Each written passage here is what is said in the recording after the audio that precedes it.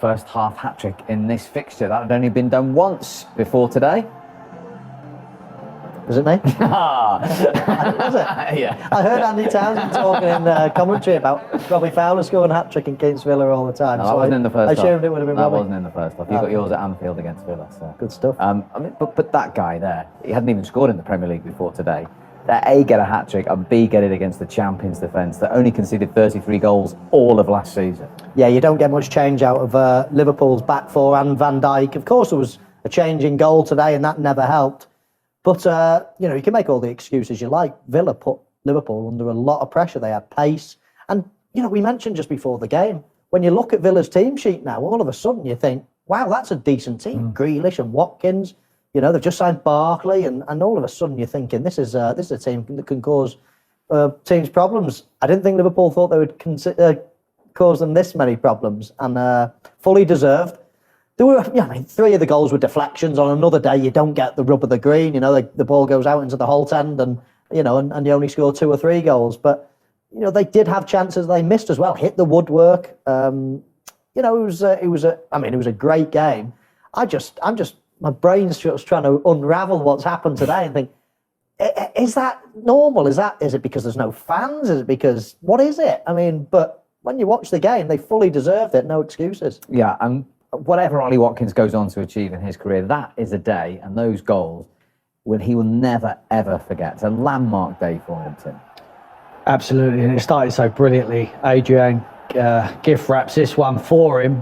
Jack Grealish just picks up the pieces there. Gomez cannot let him back inside, and he does, and Ollie's got a simple task. I'm pleased for these kids when they come from the Championship, they go to get their move to the Premier League. Look, Gomez has to come out there, make it easy for Adrian, but it's a poor decision from Adrian. And Jack Grealish just goes quick as you like back into Ollie Watkins. But when they come from the Championship, Steve, everyone says, well, they can do it in the Championship, they will never be able to do it. We've seen Patrick Bamford this year do it as well for Leeds. If they're given a chance, they can perform. Put them on the stage, give them a chance, and show what they can do. Jurgen's telling Adrian there what everyone knows. The whole world is saying, why don't you kick it up the field?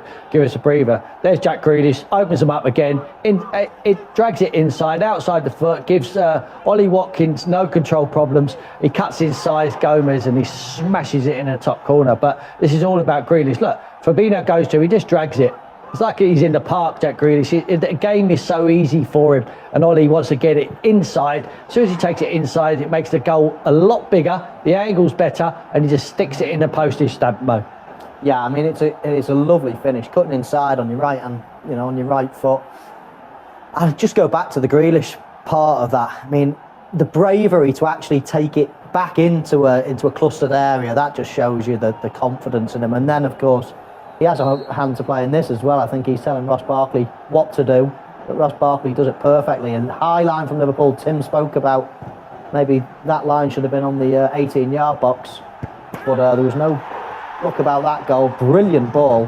And how many times as well, when a ball fizzes like that, just see the striker just having almost like a flick header, as we see on the far side. He's certainly onside, but here, how many times you see people just sort of almost shy away from it and flick it this side of the post, but he thumps it into the back of the net. Great goal scorer's finish.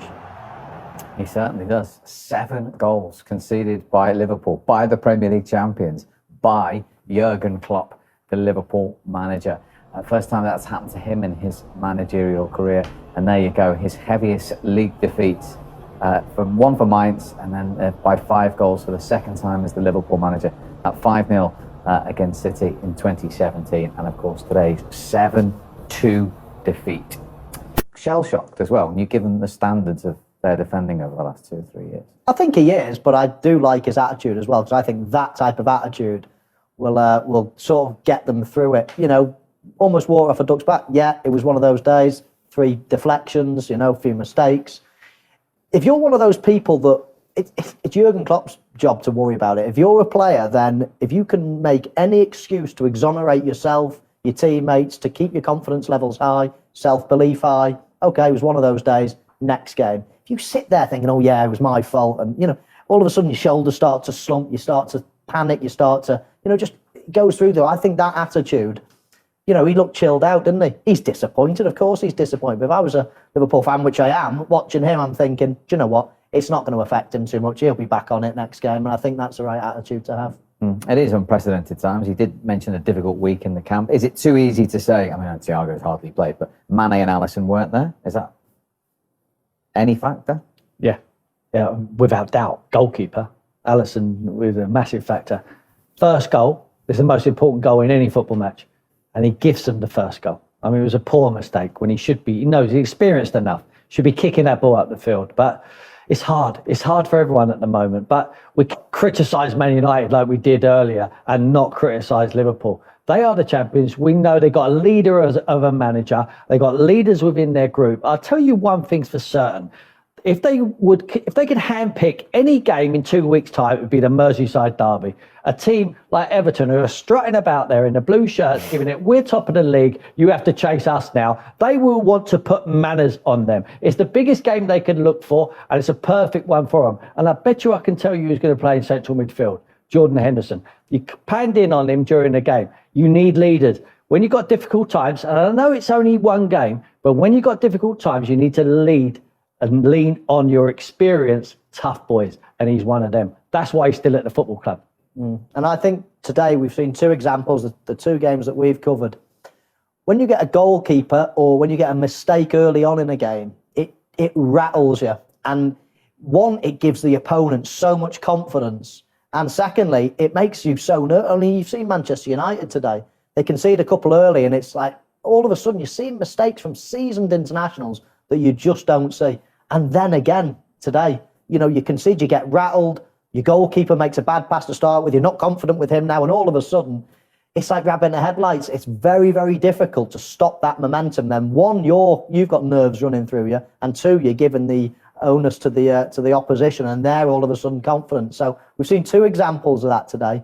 And of course, if you've got a goalkeeper like Alisson that barely makes mistakes and it's just a calming influence, it's amazing how much confidence that spreads through to the back four.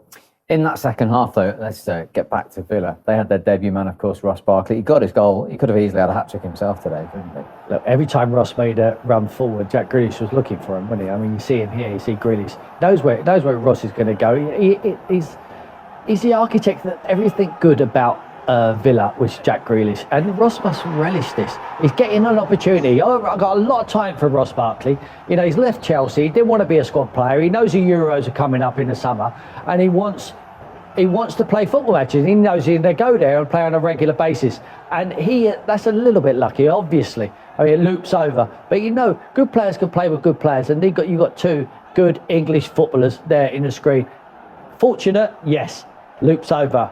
Wouldn't have got in without their deflection. But you need a little bit of luck at times, especially when you're Aston Villa and you're playing against the champions. But worryingly for Liverpool, I mean, he had 2 or 3 gilt-edged opportunities on top of that, Ross Barkley. Yeah, I mean, we're talking about 7 goals, but they hit the bar late on. As you say, Ross Barkley had a few chances.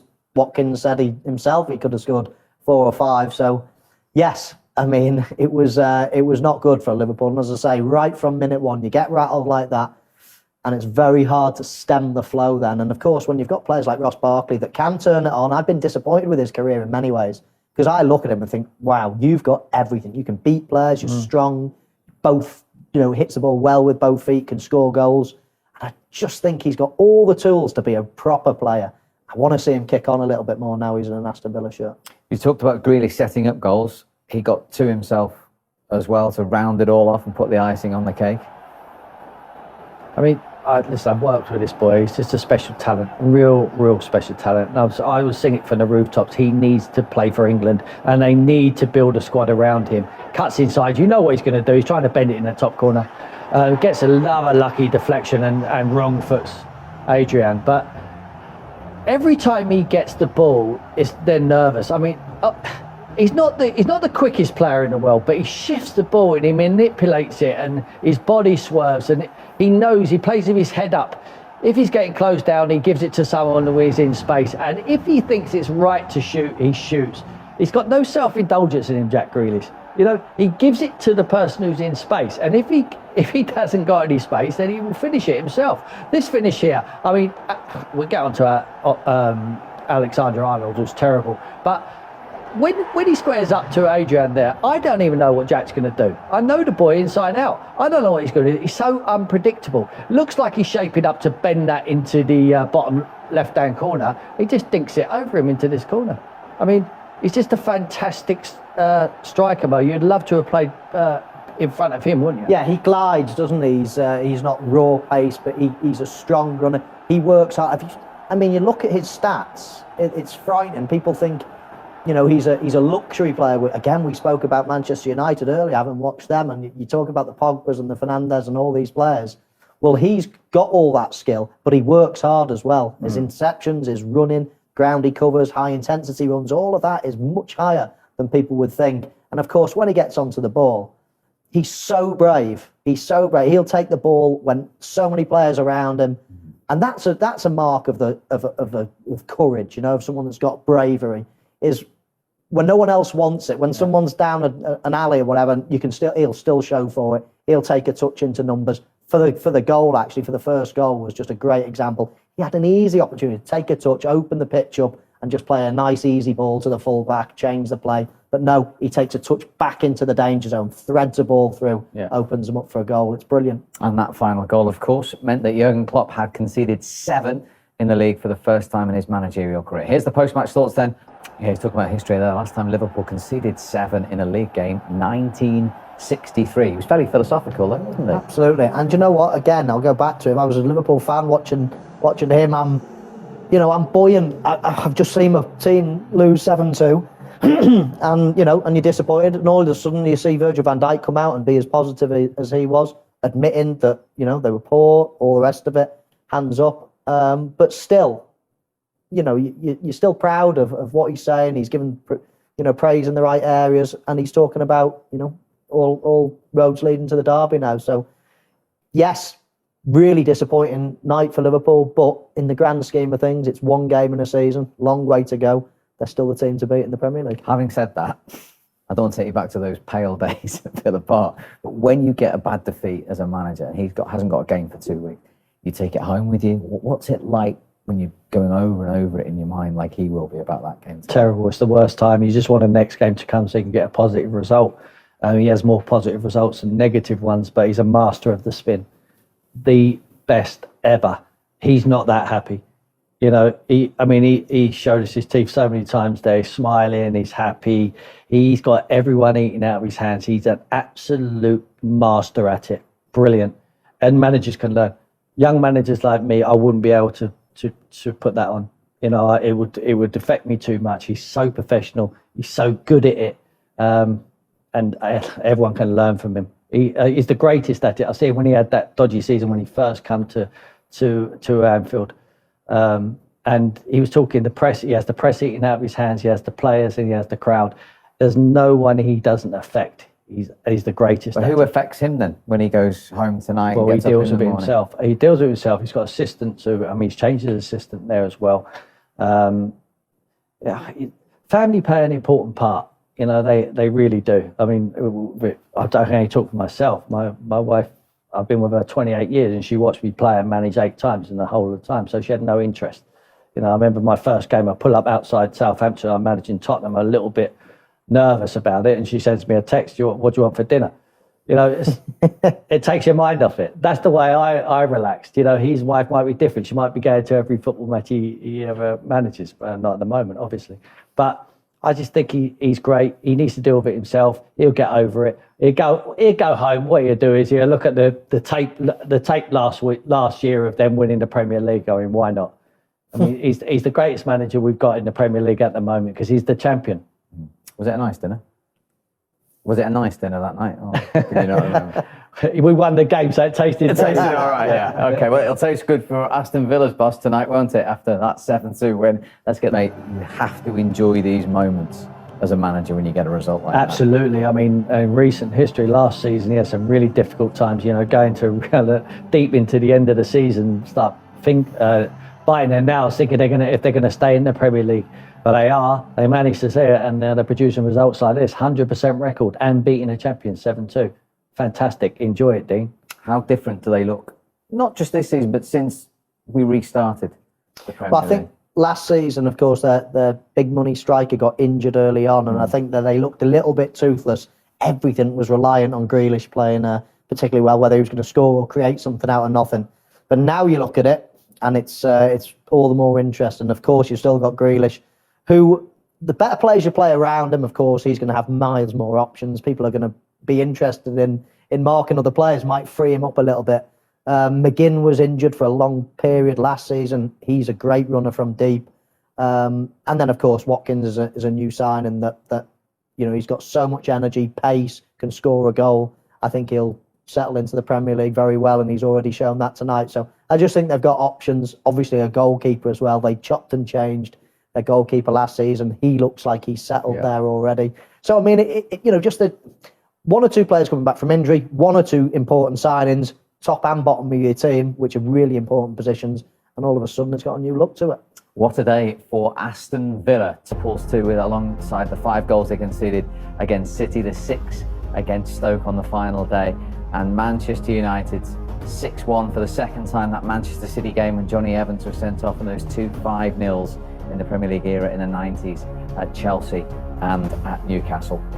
Nobody would have predicted a day like today. Still haven't had a 0-0 draw at all in this Premier League season. We had 16 goals yesterday in the 4 games. Everton had the 100% record. Although they've played a game less, Villa still do. Nobody else has. So it isn't the red half of Merseyside, it is the blue who top the Premier League. Played 4, won 4 for Carlo Ancelotti's Everton, and Villa, who've only played 3, also have that 100% record. They're in second, also on 9 points. Leicester, Arsenal and Liverpool. Spurs up to 7 points in the top 6. 3 teams still waiting to get up and running. They are Fulham, Sheffield United and Burnley. Burnley have played only 3, none of them with a point on the board. Manchester United, 3 points from 9. Manchester City, 4 points from 9.